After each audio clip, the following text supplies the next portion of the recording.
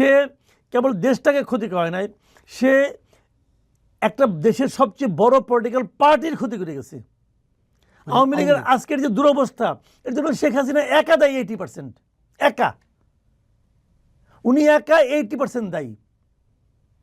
কাজেই উনার কথা বলে লাভ নাই। কিন্তু আপনার যে উপলব্ধির সঙ্গে তো আওয়ামী লীগের সাধারণ নেতাকর্মীদের কিন্তু আমার কিছু যায় আসে না, যায় আসে না কেন? আমি তো আওয়ামী লীগ করি না, আমার সঙ্গে ওদের উপলব্ধি মিলতে হবে কেন? আমি তো বাইরের থেকে দেখতেছি। আমি আমার বুদ্ধি দিয়ে জাতীয় ঐক্যবদ্ধ হবে কি করে? জাতীয় ঐক্যমত্য হবে। ঐক্যমত্য যেটা আকাঙ্ক্ষা, আমার আকাঙ্ক্ষা হলো যে ভাই আওয়ামী লীগ আলাদা একটা রাজনীতি করবে, বিএনপি একটা রাজনীতি করবে, জামাত একটা রাজনীতি করবে, সব ঠিক, কিন্তু বাংলাদেশটা এক। এই বাংলাদেশের আমরা সবাই নাগরিক, আমরা দেশটাকে অগ্রসর করব, দেশটার সামনের দিকে অগ্রসর হবে। এটা হলো ওই আপনার ইয়ের মতো, ওই একটা গাড়ি যখন থেমে যায়, ওই গাড়িটাকে ঠেলে না, ঠেলে তো একজন ঠেলে সাইড দিয়ে, একজন ঠেলে ওই সাইড দিয়ে, যে বাম দিক দিয়ে ঠেলে সে কিন্তু ডান দিকে ঠেলতেছে, আবার বাম দিকে যখন ডান দিকে ঠেলতেছে, আবার পেছনের লোক সামনের দিকে ঠেলতেছে। ঠেলা কিন্তু তিনজনের তিন দিকে, কিন্তু গাড়ির সামনের দিকে অগ্রসর হচ্ছে। নির্বাচনকে সামনে রেখে রাজনৈতিক দলগুলোর মধ্যে জোট গঠনের একটা প্রক্রিয়া চলছে এবং সর্বশেষ গতকাল 10 দল, জামাত ইসলামের নেতৃত্বে 10 দল আসন ভাগাভাগির ঘোষণা দিয়েছে। তাদের সঙ্গে আরেকটি দল থাকার কথা, ইসলামী ঐক্য, ইসলামী আন্দোলন। তারা থাকবে কি থাকবে না শেষ পর্যন্ত জানি না। কিন্তু এই দলে যারা ছিল, যারা আছে, তারা একসময় এই দলের রাজনীতির বিরোধিতা করেছে, ধর্মীয় রাজনীতির বিরোধিতা করেছে। বিষয়টি কীভাবে দেখছেন? দেখেন, একটা জিনিস হলো কি, ইসলামী আন্দোলনের সঙ্গে জামাত ইসলামের জোট হওয়া ইম্পসিবল। এটা কোনো দিনও মিলার কথা না। কারণ ইসলামী আন্দোলনের লিডারদের যে মানে নীতি, তাদের যে আদর্শ, তার সঙ্গে জামাতের আদর্শ একদম বিপরীত। ইসলামী আন্দোলনের লিডারদের আমি এই কথা নিজে মুখে শুনতে তারা বলছে, আমি ভিডিওতে দেখেছি, যে জামাত করলে পরে তার ইমান থাকবে না, জামাত ইসলাম করলে তার ইমান থাকবে না, নষ্ট হয়ে যায়। কথা ইসলামী আন্দোলন অনেক বলছে। এই আন্দোলনটা বেসিক্যালি ছিল হলো একটি নির্বাচনী জোট, তাদের জোটটা ছিল নির্বাচনী জোট, নির্বাচনকে কেন্দ্র করে এই জোটটা হতো। উভয় পক্ষের অপরিসীম লোভের কাছে তাদের আদর্শ পরাভূত হবে, এটাই স্বাভাবিক। এদের যে চরিত্র আমি দেখেছি, এরা লোভের কাছে পরাভূত হবে, কাজে আবার মিলেও যেতে পারে। কিন্তু যদি মিলেও যায়, সেখানেও আশঙ্কা আছে। আশঙ্কাটা হলো এই যে নির্বাচনের পর তারা তো জোট হিসেবে একত্র থাকতে পারবে না, উনি যে আবার মারামারি করবে। কারণ এখানে তো নীতি নৈতিকতার প্রশ্ন। শুনেন, গণতন্ত্রে ভিন্ন মত থাকতে পারে, গণতন্ত্রে এই দল এরকম বলবে, ওই দল এরকম বলবে, আমি কিছু ছাড় দিব, তুমি কিছু ছাড় দাও, এইভাবে গণতন্ত্র চলতে পারে। কিন্তু ধর্মে কিন্তু ভাই এটা হয় না। জামাত ইসলামকে ওয়াহাবিবাদী ধারার রাজনৈতিক দল হিসেবে চিহ্নিত করা হয় এবং এক ধরনের কট্টরপন্থা রাজনৈতিক দল। কিন্তু তারা তো এবারে এই ইসলামী দলগুলোর বাইরে জাতীয় নাগরিক পার্টি, লিবারেল ডেমোক্রেটিক পার্টির মতো দলকে নিতে পেরেছে। এটি কি তাদের রাজনৈতিক সাফল্য বলে মনে করেন? নিতে পারে নাই, বরঞ্চ আমি বলি যে একাধিক চরিত্রহীন ব্যক্তি এক জায়গায় হয়েছে, একাধিক আদর্শহীন ব্যক্তি এক জায়গায় হয়েছে, একাধিক আদর্শহীন দল এক জায়গায় হয়েছে। এদের কারো কোনো আদর্শ নাই এবং আতঙ্কের বিষয়। যাদের বিরুদ্ধে লড়াই করার জন্য এই জোট গঠন করেছে, তারা কি আদর্শবান? আমি ওরা আদর্শবান বলছি না, ওটা ওদেরকে আদর্শবান বলছি, ওই আলোচনা হচ্ছে না। আলোচনা হচ্ছে এখানে যারা মিলছে। দেখেন, এই লোকগুলো দুদিন আগে পরস্পরের বিরুদ্ধে কথা বলছে, হঠাৎ করে এমপি হওয়ার লোভে একত্র হয়ে গেছে। যদি এমপি হতে না পারে আবার ঝগড়া করবে, যদি এমপি হতে পারে তারপরেও ঝগড়া করবে। তারা এমপি হওয়ার লোভে তারা বেসিক্যালি সাধারণ ভোটারদেরকে প্রতারণা করতেছে। অলি আহমেদ বলেন আপনি, অলি আহমেদ এর সঙ্গে যুক্ত হওয়ার আগে তার ইহকালে কোনোদিন সে জামাতের কোনো কর্মকাণ্ডের প্রশংসা করছে? আরে অলি আহমেদের রাজনীতি তো শেষ করে দিয়েছে জামাত। অলি আহমেদের যে রাজনীতি, সেটা তো শাহজাহান চৌধুরী শেষ করে দিয়েছে। এবং তখন জোটের মধ্যে সে দুই জায়গায় দাঁড়াবে, এক জায়গায় সে দাঁড়াবে, এক জায়গায় তার বউ দাঁড়াবে, এটা নিয়ে তো তার সঙ্গে বিএনপি ঝামেলা। তাহলে সে তো বিএনপি বড় নেতা ছিল রে ভাই, সে তো এই 11 বয়সে ওদের সঙ্গে গেছে। তিনি কেন বুড়া বয়সে যদি একটা এমপি হইতে পারি, আর কিছু না, এতে তো লোভ তো অন্তহীন।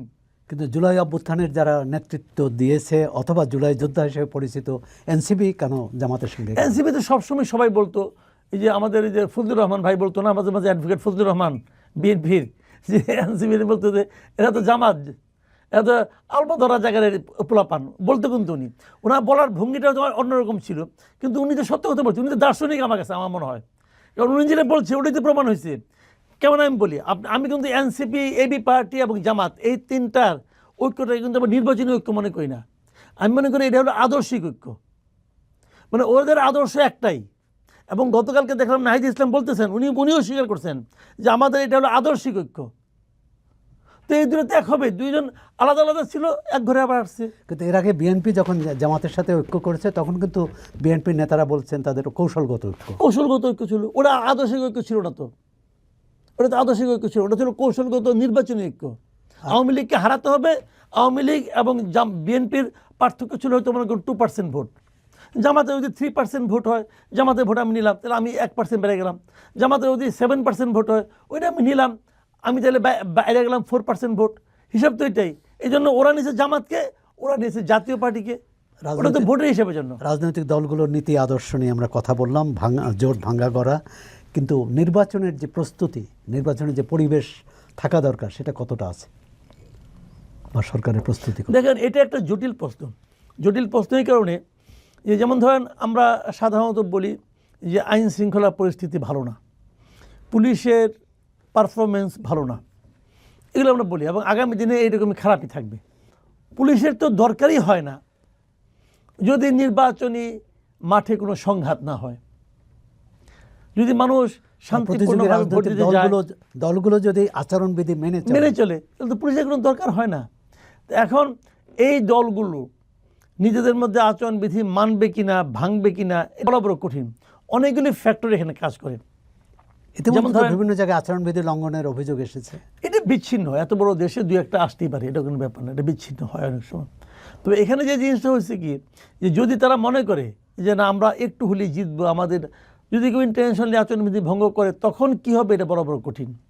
তবে আবার পুলিশের সঙ্গে ইতিবাচক দিক হলো যে সারা দেশে মিলিটারি থাকবে, আর সেনাবাহিনী থাকলে সেনাবাহিনীর ভূমিকা কী হবে, এটাও কিন্তু আমরা কনফার্ম না। কারণ এখনও তো মানে আপনার রাস্তায় সেনাবাহিনী আছে, এবং তারা ম্যাজিস্ট্রেসি পাওয়ার নিয়েই আছে। তারপরে মব ভায়োলেন্স হচ্ছে, তারা কোনো একটা ভালো কাজ করতে পারছে, কোনো উদাহরণ আছে সেনাবাহিনী কোনো একটা ভায়োলেন্সে হস্তক্ষেপ করে থামাইছে, আপনি দেখাতে পারবেন? পারবেন না তো। এই যে প্রথম আলোর পেছনে আগুন দিল, সেনাবাহিনী ছিল না, থামাইছে, থামানোর চেষ্টা করছে। ডেইলি স্টারে সেনাবাহিনী থামানোর চেষ্টা করছে, 32 সময় ভাঙলো, সেনাবাহিনী থামানোর চেষ্টা করছে। তো এই ক্ষেত্রে আপনি কাকে বেশি দায়ী করবেন, যারা সেখানে দায়িত্বপ্রাপ্ত ছিল, না যারা তাদেরকে দায়িত্ব? সেনাবাহিনী বলেন, পুলিশ বলেন, এই সমস্ত সশস্ত্র বাহিনী যারা আছে, এরা তো অর্ডারে চলে, ভাই। এইটাই তো আইরনি, যে অর্ডার যে দেয় তার কিছু হয় না, অর্ডার যে ক্যারি করে তার ঝামেলা হয়। এদেশে গুলির জন্য পুলিশের যাবজ্জীবন হবে, মৃত্যুদণ্ড হবে, কিন্তু অর্ডার যে দিছে, কে দিছে অর্ডার? পুলিশকে দিছে ওসি, ওসিকে এসপি, এসপিকে ডিআইজি, ডিআইজিকে শেষ পর্যন্ত যে গেছে কোথায় আইজি। অর্ডার তো আইজি ঠিক আছে, আইজির হবো 5 বছর, আর পুলিশের হবো যাবজ্জীবন অথবা মৃত্যুদণ্ড। এটাই তো আইরনি। এখন যদি শেখ হাসিনা বলে আমি রাজসাক্ষী হতে চাই, দিবে? মানে কোন বিবেচনায় আইজিপিকে রাজসাক্ষী বানানো হলো? আমি ভাই এটা আমার হিসাবে মিলি না। কোন বিবেচনায়? ভাই সেই তো মেইন ক্রিমিনাল। সে আপনার মনে আছে নিশ্চয়ই, এই যে সময় যখন বঙ্গবন্ধু হত্যার বিচার হয়, তখন সাক্ষী দিতে আসছিল শফিউল্লাহ সাহেব, ওই যে আর্মি চিফ। তখন তাকে বিচারক জিজ্ঞাসা করছিল, আপনি সাক্ষীর কাঠ করায় কেন? আপনার তো থাকার কথা আসামির কাঠ করায়, ঠিক না? তো আব্দুল্লাহ মামুনের তো থাকার কথা আসামির কাঠ করায়, সে তো মেইন আসামির ভাই। যাক, নির্বাচনের চিত্রটা কেমন, মাঠের চিত্রটা কেমন দেখছেন? মাঠের চিত্র এখনো বোঝা যাচ্ছে না, এখনো জয় পড়া যায় না। নির্বাচন এখনো কিন্তু জমে ওঠে নাই। নির্বাচনের যে একটা গরম, একটা উত্তাপ, এটা কিন্তু কোথাও কোনো গ্রামগঞ্জে আছে বলে আপনি কেউ বলবে না। নির্বাচন উত্তাপটা এখন শুরু হয় নাই। কারণটা কি? কারণটা হলো কেউ ভাবছে আমি নিশ্চিত জিতবো, আমার তো মাঠে নামার দরকার কি, ভোটারের কাছে যাওয়ার দরকার কি। কেউ ভাবছে ভোটার আর ভোট দিব কই, ভোটার হাতে তো অপশন নাই, আমি ছাড়া যাওয়ার জায়গা নাই, এরকম আত্মবিশ্বাস।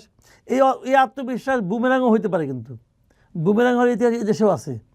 কাজে কী হবে না হবে বলা বড় কঠিন, কিন্তু উত্তাপটা আমি এখনও দেখছি না। আর জামাতের মানে স্টাইলটা এইরকম, জামাত গোপনে গোপনে করে, গোপনে গোপনে এখানে যাচ্ছে ওখানে যাচ্ছে, মানুষের মধ্যে যাচ্ছে, মেয়েদের মধ্যে যাচ্ছে, মহিলাদের মধ্যে তারা অনুষ্ঠান করতেছে, আয়োজন করতে, আলাপ আলোচনা করতেছে। আর তাছাড়া জামাত তো ইদানিং একটা নতুন রাজনৈতিক ধারার প্রবর্তক হয়েছে, সেটা হলো গুপ্ত রাজনীতি। ওরা গুপ্তভাবে অনেক কিছু করে। তাদের গুপ্তভাবে আওয়ামী লীগের মধ্যে ছিল। আমার তো ধারণা জামাতের প্রচুর লোক গুপ্তভাবে বিএনপিতেও আছে।